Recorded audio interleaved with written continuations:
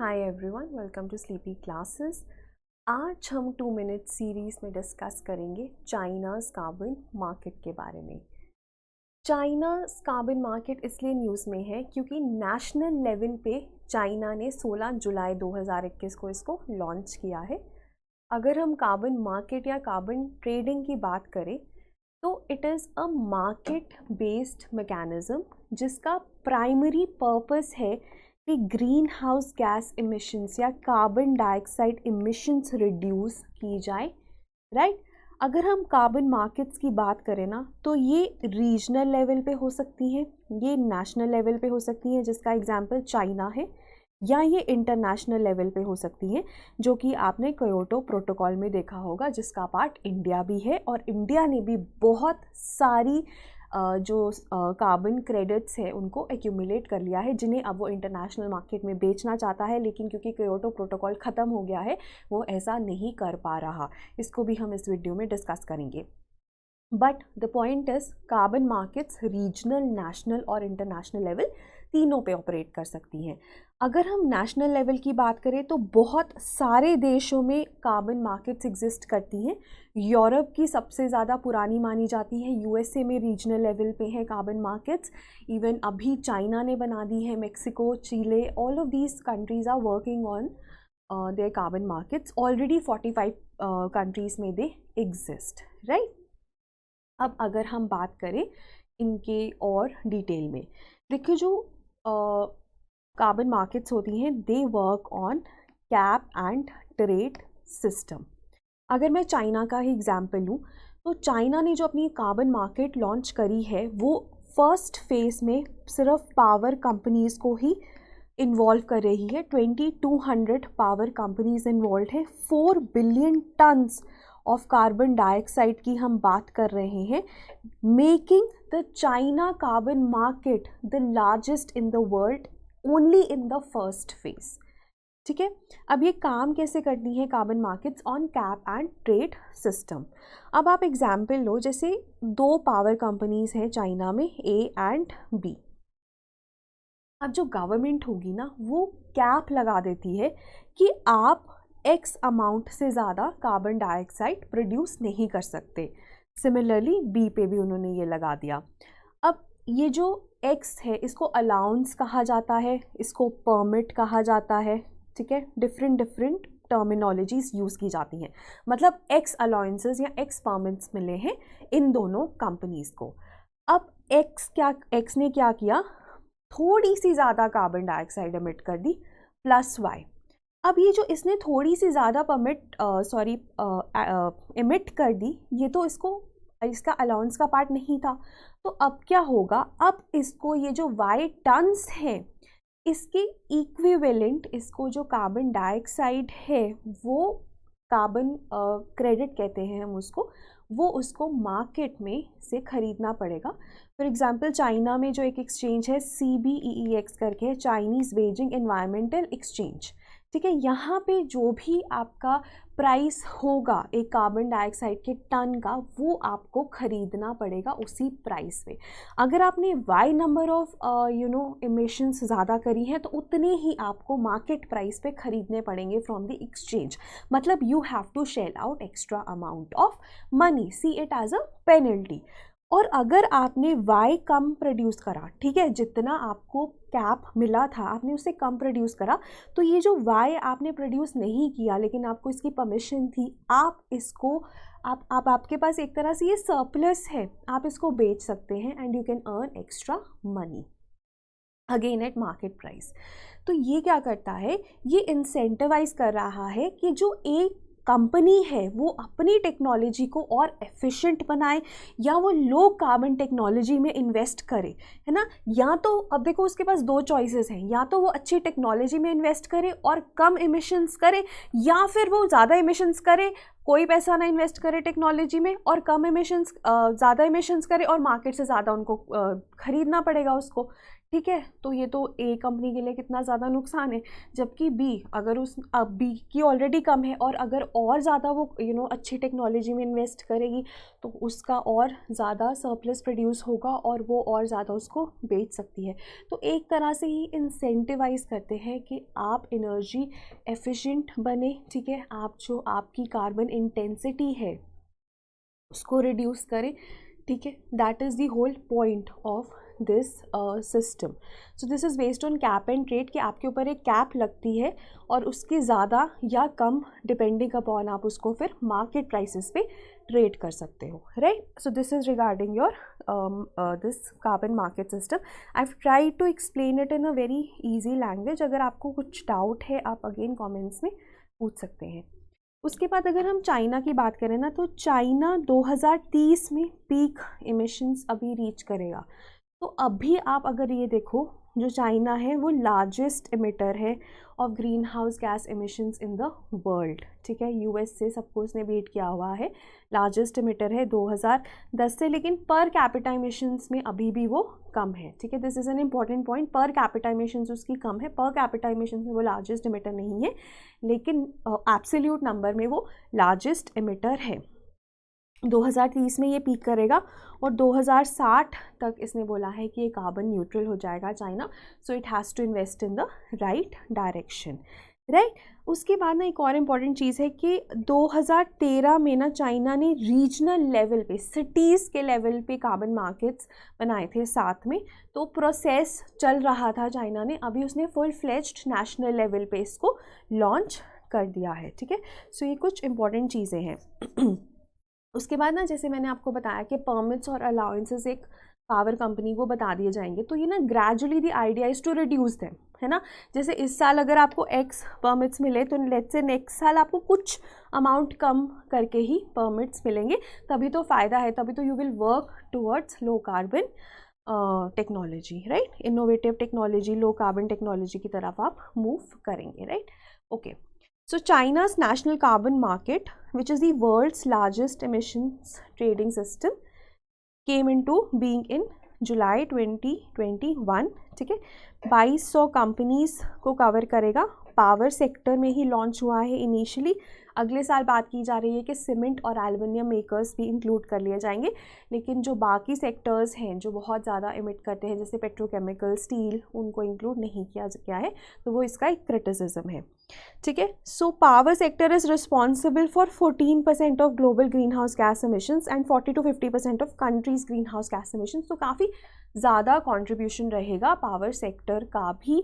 तो अगर power sector को भी हम लेके आ सकते हैं कि वो रिड्यूस करे अपनी इमिशंस, तो वो भी एक बहुत बड़ी अचीवमेंट है।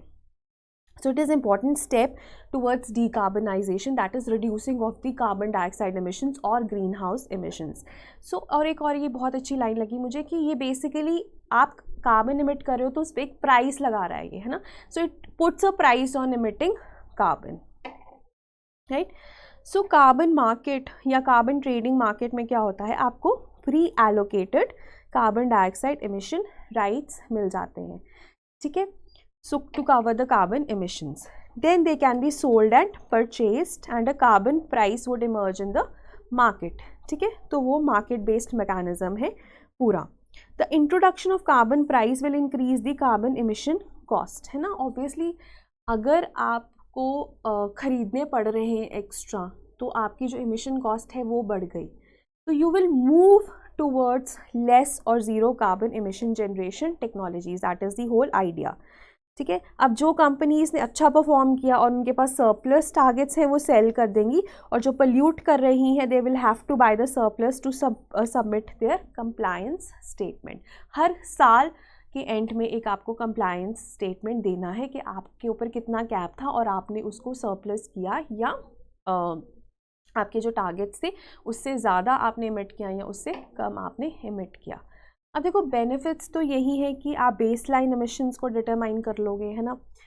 आपको पता चल जाएगा that could be in sync with your national targets also. आप एनर्जी एफिशिएंसी को प्रमोट करोगे, आप रिन्यूएबल कैपेसिटी की तरफ जाओगे, जो कि एक तरह से कार्बन डाइऑक्साइड एमिशंस नहीं करते, है ना।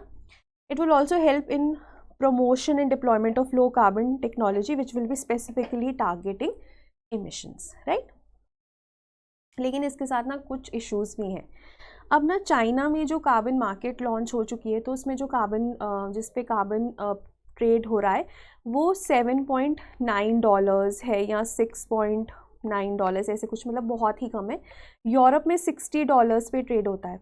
और ऐसा माना जाता है, स्टडीज़ है उन्होंने बताया कि अगर $50 to $100 पे कार्बन ट्रेड नहीं हो रहा ना, तो उससे पहले कोई भी इन्वेस्ट नहीं करेगा अपनी टेक्नोलॉजी इंप्रूव करने में। इंसेंटिव नहीं है उसके पास इन्वेस्ट करने में, क्योंकि अगर इतने सस्ते में आपको कार्बन मिल रहा है मार्केट पे तो आप खरीद लोगे, है ना। You will not invest in greening your technology, and simultaneously someone who has invested, अगर उसको इतने सस्ते में वो बेच रहा है अपने कार्बन को, तो उसके लिए भी इंसेंटिव नहीं है कि वो फर्दर इन्वेस्ट करे, ठीक है। तो प्राइस ऐसा माना जाता है बहुत लो है। यूरोप में $60 है, तो अभी और प्राइस जो है बढ़ेगा तो ही ये थोड़ी सी एफिशिएंट हो पाएगी और एमिशंस रिड्यूस करने में हेल्प कर पाएगी, जो इसका प्राइमरी पर्पस है।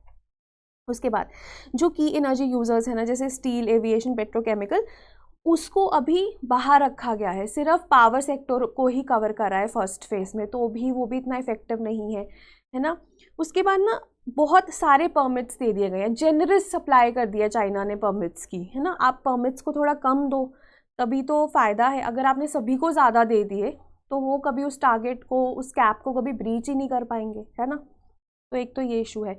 उसके बाद ना यूरोप में अगर आपको परमिट्स लेने हैं किसी भी कंपनी को, जैसे कोई ए कंपनी है या कोई बी कंपनी है, उसको परमिट्स लेने हैं ना, तो वहाँ पे ऑक्शन होता है, ठीक है, कि आपको पहले ही एक प्राइस ऑक्शन होता है, आपको price, you have to pay a price to buy the permits also. उसके बाद अगर आप उन परमिट्स को ऊपर लेके उससे ज़्यादा कर रहे हो या कम कर रहे हो, वो तो चलो मार्केट बेस्ड है ही है, ऑक्शंस होती है परमिट्स की भी। चाइना ने क्या किया, जेनरसली दे दिया है, ठीक है। उसके बाद like I said, pollution permits are given out for free instead of at auction, which means there is less incentive to slash emissions quickly, है ना। फिर आप एकदम क्विकली तो नहीं करोगे। एंड देन कोल प्लांट्स के अपने इश्यूज़ हैं, उनके फाइनेंसेस हैं, ठीक है, वो भी एक तरह से प्रॉब्लम है। और उसके बाद पेनल्टीज़ भी इतनी सिवेयर नहीं है कि वो डेटरेंट एक्ट करें, ठीक है। अगर सपोज करो एक तो कार्बन का प्राइस ही इतना कम है, अच्छा अगर आपने ख़रीदा ही नहीं, उसके कम प्राइस पे भी नहीं ख़रीदा कि मैं नहीं ख़रीदता, तो उसके बाद जो पेनल्टी है वो भी कोई ख़ास नहीं है कि आप बोलो कि मतलब मुझे ख़रीदना ही पड़ेगा, ठीक है। सो ये इश्यूज़ हैं।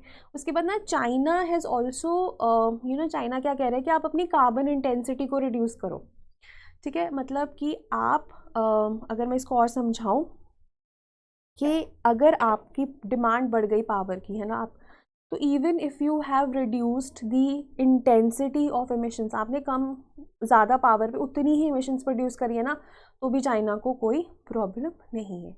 तो ये कुछ इश्यूज़ हैं चाइना की कार्बन मार्केट के साथ, जो कि आई वुड से काफ़ी डेट्रीमेंटल है इन द लॉन्ग रन।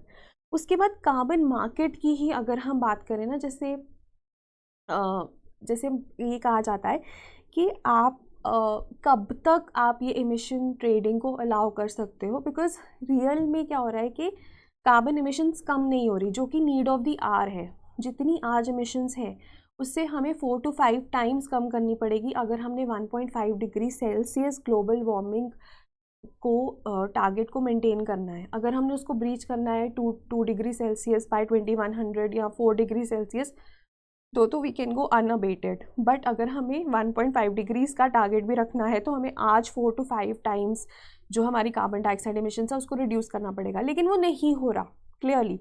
यहाँ पे क्या प्रॉब्लम है, जैसे ना पावर कंपनीज़ की बात करें तो वो कोल पे काम कर रही हैं और वो कार्बन डाइऑक्साइड एमिशंस करती ही जा रही हैं, ठीक है। मे बी वो अपने जो they are buying the credits from the market और not, but that is inconsequential. तो तभी ये बात की जा रही है कि पावर कंपनीज़ को कोल से शिफ्ट होना पड़ेगा या उनको एनर्जी एफिशिएंसी लेकर आनी पड़ेगी at a very fast pace if they actually want to help the cause of climate change. India का भी अगर आप देखो, इंडिया ने इंटरनेशनल लेवल पे क्योटो प्रोटोकॉल में ना अपने बहुत सारे कार्बन क्रेडिट्स इकट्ठे कर लिए, ठीक है। अब वो क्योटो प्रोटोकॉल ख़त्म हो गया 2020 में, अब वो चाहती है कि उनको बेचें। तो COP25 में यही कंटेंशन था मैड्रिड में, लेकिन वो अनरिजॉल्व ही रह गया, क्योंकि वहाँ पे इन्वायरमेंटलिस्ट ये कहते हैं कि आप जब तक, सपोज़ अगर कोई इंडिया में माइनिंग कंपनी थी, ठीक है, अब अब माइनिंग कंपनी ने क्या किया, कार्बन क्रेडिट्स एक्यूमुलेट कर लिए, क्योंकि उसने कहीं पे ऑफसेट कर दिया है ना, कहीं एफॉरेस्टेशन कर दी जो कि क्योटो प्रोटोकॉल का पार्ट है, या कहीं पे कुछ भी कर दिया जिससे कि वो ऑफसेट हो गए, लेकिन उसने अपनी माइनिंग कम नहीं करी। ठीक है, तो अब जो इन्वायरमेंटलिस्ट वो ये कहते हैं कि आपको अपनी माइनिंग भी कम करनी पड़ेगी तभी फ़ायदा होगा। तो इसीलिए they are actually not in favour of this carbon markets. उनको लगता है ये कार्बन मार्केट ना बहुत ही एक तरह से शैम है, जो कि लाइसेंस देता है टू पोल्यूट। ठीक है, unlike real concrete action that should have been taken to combat the climate change. So it actually gives you a license to pollute. ठीक है, आप pollute करो, आप जो एक्स्ट्रा जो आपने प्रोड्यूस किया है उसको खरीद लो मार्केट से, है ना। तो इसलिए जो इन्वायरमेंटलिस्ट हैं they are against this, right. So this is also perspective that should be known to you, right? So this was regarding China's carbon market. The whole concept of carbon market should be clear to you, right? और जो China वाला है, अगर आपको कभी mains में question आता है या ओवरऑल भी कार्बन मार्केट पे क्वेश्चन आता है, even in prelims, this can be an easy. I think this video should help you in that, right. So this was regarding today's 2 minute series. I hope थोड़ा सा लंबा हो गया होगा, बट कॉन्सेप्ट क्लैरिटी के लिए इम्पॉर्टेंट है। और सेकेंडली हमारा batch 4 is live, the enrolments are live, classes 1 अगस्त से स्टार्ट होंगी। तो कुछ लास्ट डेज हैं for enrolling in GS, sociology, political science and essay, and it's even if I talk about GS, it's a complete prelims cum mains course, ठीक है, जिसकी validity interview तक रहेगी, 2023 तक रहेगी। It includes prelims test series, जो आपका prelims का क्रैश कोर्स है, जो आपकी मेंस आंसर राइटिंग है 108 डेज़ की, रोज़ एक क्वेश्चन दिया जाएगा जो हम आपको इवैल्यूएट करके भेजेंगे। तो डिफरेंट कंपोनेंट्स हैं। अगर आप और इन्फॉर्मेशन चाहते हैं तो आप हमारे टोल फ्री नंबर पे कॉल कर सकते हैं, लिंक हमारी वेबसाइट विजिट कर सकते हैं, लिंक और number is in the description. Thank you so much for listening.